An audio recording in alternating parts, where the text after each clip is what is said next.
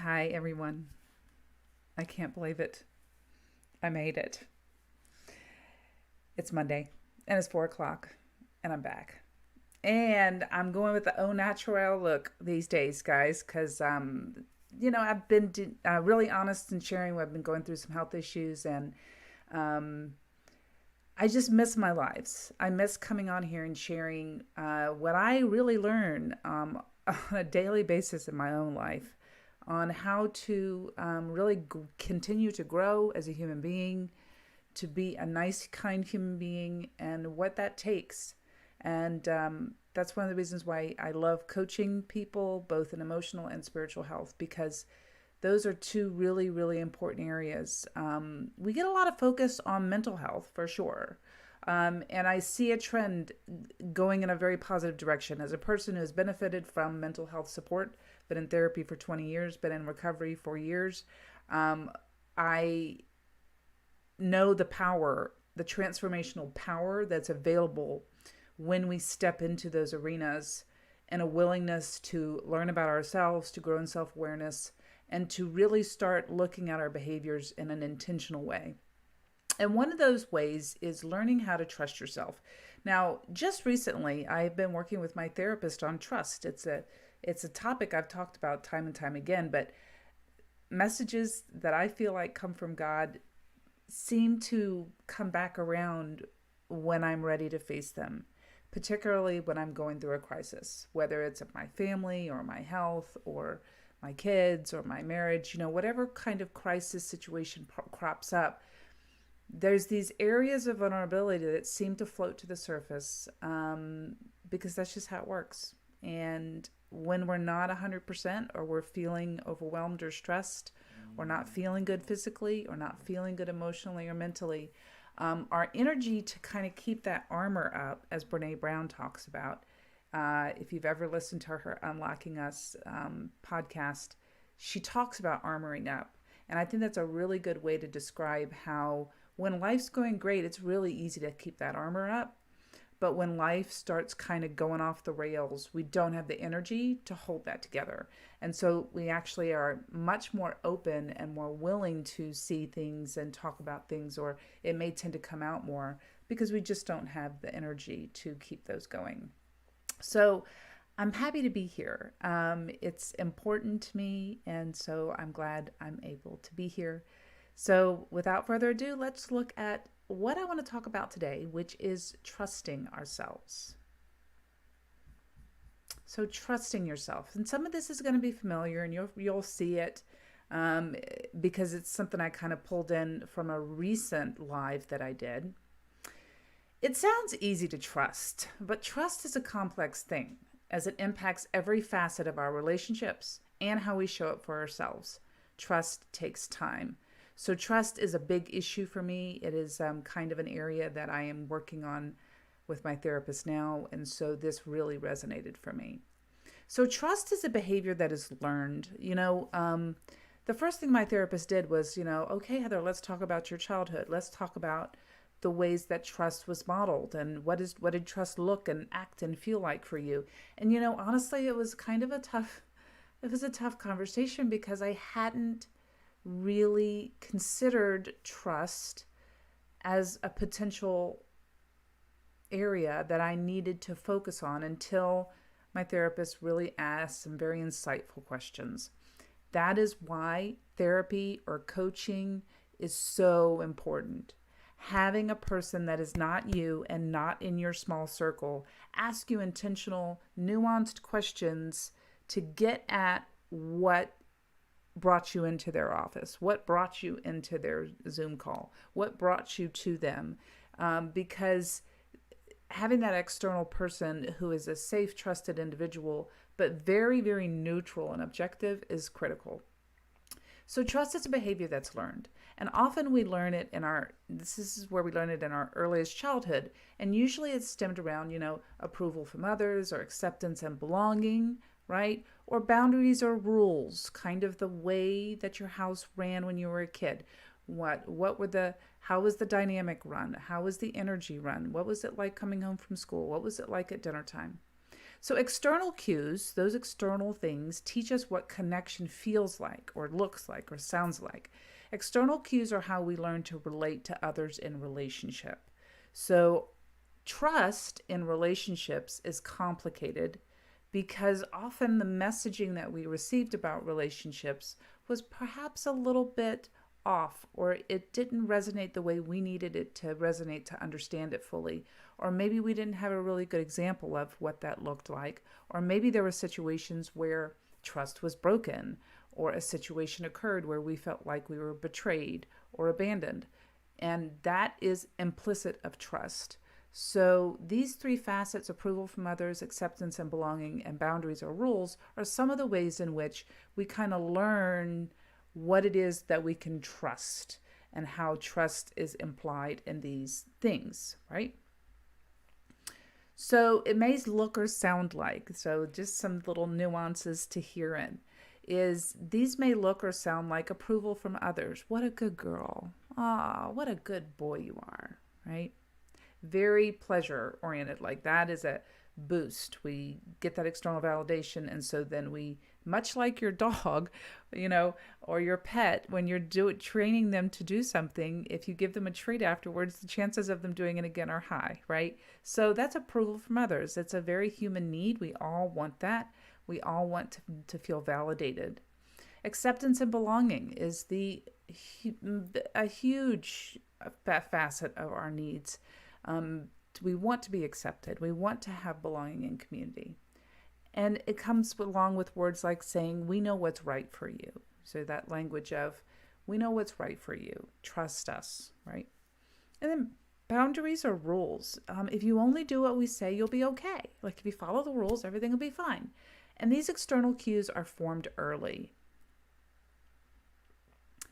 So here's the nuance that can kind of come with these areas where we may have learned or absorbed this idea of trust in a way where we couldn't trust ourselves because we relied on this external validation, right? And then we made decisions based on that external validation instead of trusting ourselves. So, approval from others. Well, what a good girl.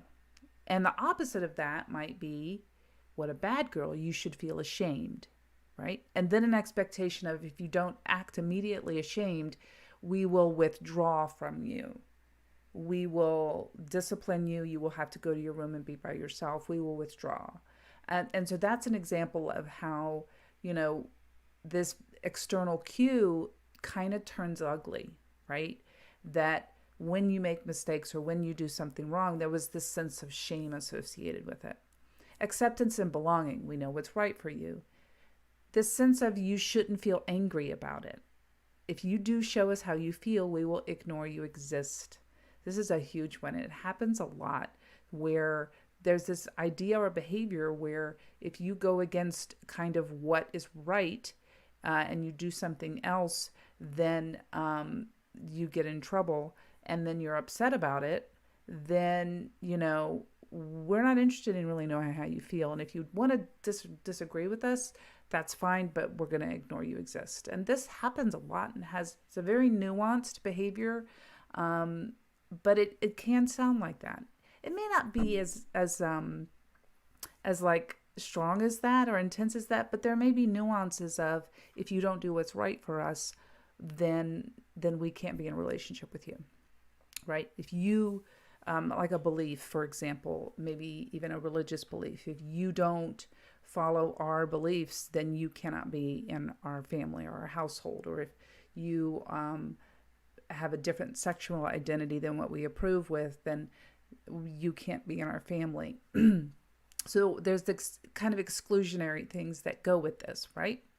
Where we feel like we cannot trust ourselves and we feel compelled to trust others over ourselves. And then finally, following the rules. If you do what we say, you'll be okay. There's this sense of kind of implicit obligation. Now, you should appreciate us. If you don't agree with what we do, we're going to stonewall you. So there's that sense of obligation or duty. Do what we say and you'll be okay. But if you don't, you really should be grateful that we're looking out for you. That kind of sense. And we all kind of know what these feel like, and they feel super icky. And you need to trust that when it feels icky. Okay. So, this learning to trust ourselves may look like this. And we often will start wanting to do this in adulthood, but it may take a while. So, approval from others. So, there's this sense of we want to have the approval of others, but honestly, we need to be able to make our own decisions. And so you could say something like, I feel like I want to say yes because you want me to. I need to think about it. So a simple response to say, hey, this is my boundary. I'm not sure how I feel about it, and I'll get back with you. That allows you time and space to kind of get your thoughts around it, come up with your understanding of what you really want and need, and then asking for it. Acceptance and belonging. So one way to respond to this when challenged, when somebody wants to withdraw or disconnect because you're kind of doing something that they don't think is right or correct, simply saying, it hurts when you ignore me, when I ask questions or need more information. I deserve to understand how I feel about it. Very simple. I need more information. I don't know why you're angry. I don't know why you don't want to talk to me because I disagree with you. And I need to understand how I feel about it. It means you're putting yourself first and following the rules, particularly as adults. Even the rules we have in childhood will go with us into adulthood, especially with our parents or our family. So saying, I hear this is how you think it needs to be, I may feel differently. And just learning to be able to challenge kind of these external validations that were shaped us in childhood and reframing them, reshaping them. I'm doing a lot of reframing with my therapist these days. And then challenging these will feel uncomfortable. And last, it may look or sound like learning to trust ourselves, may look or sound like asking for what I need, paying attention to emotional health. How am I managing my emotions and my feelings if I'm going through a difficult time? Mental health. What's going on with my thought life? Am I ruminating? Am I overthinking? Are there some things that I'm making bigger than they actually are? Am I tending to focus on negative outcomes instead of a more open-handed viewpoint of the world? Those are big ones for me right now. And physical health. What is your body saying to you? My body has really kind of been talking to me lately, and I'm trying to be more intentional with caring for my body. So these are things we want to pay attention to. We trust ourselves. We can learn to listen into ourselves without relying on an external validation to know how we really feel. Tune into the stories I tell myself and asking, is this true? So we all have kind of stories that are running on auto loop in our heads, some beliefs that we've carried with us throughout our lives. And sometimes we need to really ask ourselves a hard question when we feel triggered or activated or going through a hard time. What is the story I'm telling myself about this? And then really asking, is this true? So an example of this is recently, the story I've been telling myself is, I'm going to be dealing with this health issue forever and it's never going to get better. And then I have to ask myself, is this true? Based on the past, is this true? No, it's not true because I have improved, right? Even though there's setbacks, I'm still improving and getting better, and I'm understanding what's causing the health issues. So, and I'm on a path to understanding with the medical doctors and all the things, right? So I'm taking action. So it may not be with me forever, right? There is going to be an evolution to this health issue. It may not be the outcome I want, but it's going to be what it is, right? So the story of saying I'm always going to be like this, well, is that true? No, because I cannot 100% know that to be true. And then practicing acceptance of the as is and trying on new ways of coping. So accepting, in my case, accepting my health issues as they are and not resisting it and not wanting it to be something else, or not daydreaming of when, the months before I had the health issue. Just really kind of going, wow, I accept it as it is. Maybe it's an emotional crisis and family. Maybe you're dealing with an elderly parent who is going through an illness and they're aging or maybe in decline. Perhaps you're dealing with a teenager that's going through a rough period, or maybe you're dealing with a spouse or a friendship that is changing or evolving or ending. Or maybe you're going on this new adventure and you're trying new things and there's some anxiety associated with it.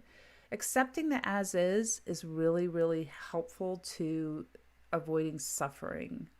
When we refuse to accept the as is, we actually create more pain for ourselves. And for me, it has been helpful.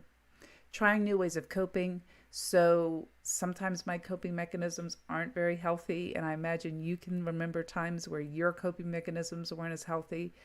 Being intentional and really discovering new ways to cope with the situation you're in, some healthy ways to cope that could include more physical movement if you're able to, trying a new creative project, talking to a therapist, reaching out to a coach like myself, finding new perspectives and new ways of coping that are going to give you tools to go through this time without abandoning yourself. All right, let's take a look at some writing prompts. But first, showing up for ourselves is a first step to discovering we can trust ourselves and what we feel. So those examples before were just ways that I think that work well for showing up for yourself. Okay, here's some writing prompts. This is just an example of how I work through things in my own journal, and I share these on my website, and this is what I work with clients typically.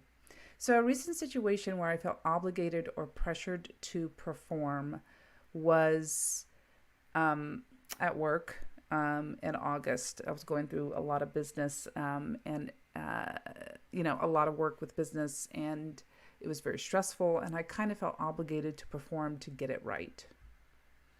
In this situation, I might have looked, acted, sounded like hypervigilant and really wanted to get it done and very a prover type situation where I needed to prove myself. It reminded me of a time growing up when I wanted my parents' approval. When I remember that story, I feel ashamed and embarrassed, and also a bit of a faker. Like I was playing a role to make them proud of me, but that wasn't really me. I was just kind of acting like it was me, and kind of makes me feel embarrassed. What I think I needed then was authenticity in my relationships. I needed someone to tell me that I didn't need to prove myself, that I was lovable as I was. But I didn't get it, at least not in the way that I needed. So I overcompensated by perfectionism. And perfectionism, by the way, is not doing things perfectly. Perfectionism is a desire to be seen as perfect. And that's a big distinction for me. So I wanted to be perfect. I wanted to be seen as perfect. And so I overcompensated. It makes sense that I did that because that's all I knew was in order to be valued, I needed to do something good. I needed to do a good job. That's what I learned. Knowing this, I might try to be more gentle with myself, allow myself to make mistakes, because when we learn from our mistakes, that's often the best experience that we have, when we learn from our mistakes. So I might try to be more gentle with myself. Living life aligned with what really matters to me feels balanced, even though I think balance is a myth. It feels whole. It feels integrated. It feels like my passion aligns with what I do. One way I can help myself in this work might be to try one thing at a time. I don't need to change everything about me. I can just work on one thing at a time. Like I'm working with my therapist on trust right now in my life. And that's one area I'm going to focus on for a little while until I'm ready to focus on something else. The next time I feel pressured or obligated to perform, I might try asking for what I need.